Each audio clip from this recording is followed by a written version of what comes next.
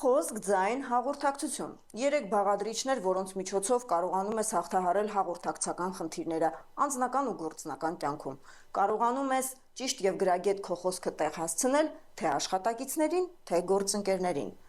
Եթե մարդը կարողանում է ճիշտ ձայնային տեմբրով, գեղեցիկ ինտոնացիայով, բերանի ապարատի ճիշտ աշխատեցման միջոցով եւ խոսքի ճիշտ արագությամբ մարդկանց հետ խոսել, փոխհարաբերվել, այստեղ նաեւ առանձնահատուկ ուշադրության է արժանի նաեւ մեր մարմնի ժեստերը կամ շարժումների հասկացությունը։ Երբ դու մարդկանց ներկայանում ես բաց ժեստերով, երբ դու չես ծառայում տարածության մեջ գտնվող առարկաներին, այլ առարկաներն են ծառայում քեզ, երբ դու տարածք ես մուտք գործում եւ մեկը մյուսին չի հարցնում թե ով մտավ տարածք, այլ հասկանում են թե ով է տարածքում,